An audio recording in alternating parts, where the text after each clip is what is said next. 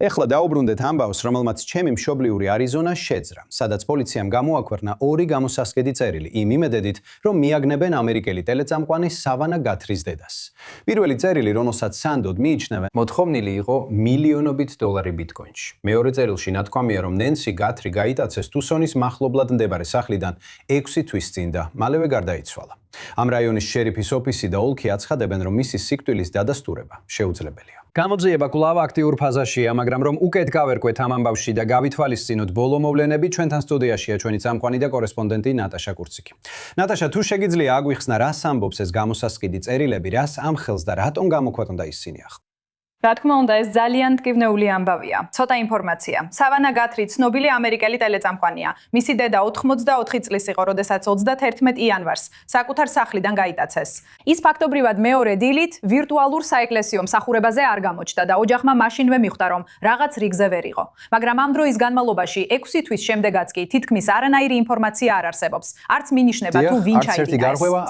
არანაირი გარღვევა არ ყოფილა. ვიდეო, რომელშიც ნიღბიანი შეიარაღებული ფიგურაა, რომელიც კამერამ სწორედ ჩვენი სახლის გარეთ დააფიქსირა. ახლოს ხელთათმანი იპოვეს. მასზე არ იყო DNM, რომლის იდენტიფიცირებაც ათ შეძლეს. ასე რომ ამ ეტაპზე სიტუაცია თქვენ შეგიძლიათ თქვათ, რომ სიტუაცია გარკვეულწილად სასოწარკვეთილია. პოლიციამ გამოაქვეყნა ეს 2 გამოსასყიდი წერილი იმ იმედით, რომ ვინმე შეძლებს ამოიცნოს წერის სტილი და შესაბამისად მიაწოდოს ინფორმაცია, თუ ვინ შეიძლება იყოს ამ გატაცების ჩამდენი. მოდით ჯერ ამას გადავხედოთ. გამოსასყიდი წერილი, რომელიც თქვენ ახსენეთ, ძალიან მარტივად რო ვთქვათ, ფაქტობრივად ითხოვდნენ გამოსასყიდს ძალიან საქმიანი ტონით 4 მილიონი დოლარი ბიტკოინში რამდენიმე დღეში. შემდეგ კი მოთხოვნა გაიზარდა და გახდა 6 მილიონი დოლარი ასაშეთში დოლარში, რომელიც უნდა გადახდილიყო ორშაბათს საღამოს 5 საათამდე. ეს მოთხოვნა გავრცელდა მისი გატაცებიდან 2 დღის შემდეგ. საბოლოოდ, როგორც ხედავთ, მას საწოლის ბოლოში თეთრი smart საათი ედო იატაკზე, ხოლო ეზოში თეთრი პროჟექტორი იყო დამტრეული. ეს ალბათ მტკიცებულებად მიიჩნიეს, რომ გამტაცებელს სურდა დაემტკიცებინა გამოსასყიდის წერილის სანდოობა.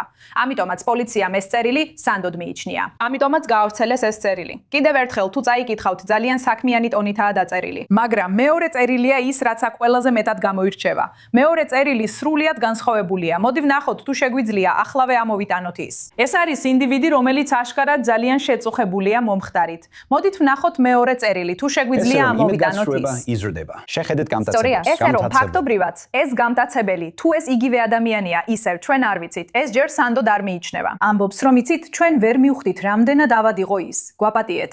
ჩვენ სრულად ვერ გავიაზრეთ მისი ფიზიკური მდგომარეობის სერიოზულობა. ჩვენ არასდროს გდომებია მისი დაზიანება. ის მალევე გარდაიცვალა, რაც გაიტაცეს. ჩვენ გვჯერა, რომ ეს გულის პრობლემასთან იყო დაკავშირებული. ჩვენ ახლა ბუნებაში დავუმარხეთ ის და თქვენ რეალურად ვერაფერს გააკეთებდით შედეგის შესაცვლელად. ჩვენ ნამდვილად ვწუხვართ. როგორც ჩანს, აქ ფორმულირება ძალიან განსხვავებულია. ეს ადამიანი ძალიან ემოციურად ჟღერს.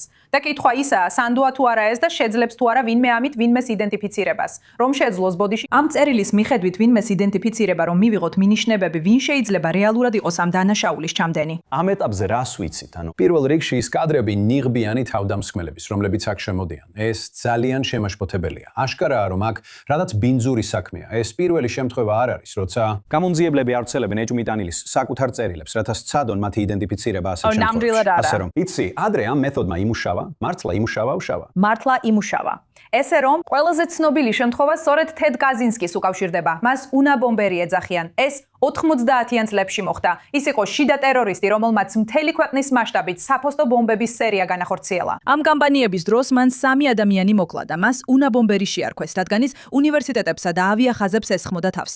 ასე რომ, უნაბომბერი ნიშნავს უნივერსიტეტებისა და ავიახაზების ბომბერს. შემდეგ მან ფაქტობრივად გამოაქვეყნა მანიფესტი და 90-იან წლებში პოლიციამ თქვა, რომ მას გაზეთში გამოაქვეყნებდნენ.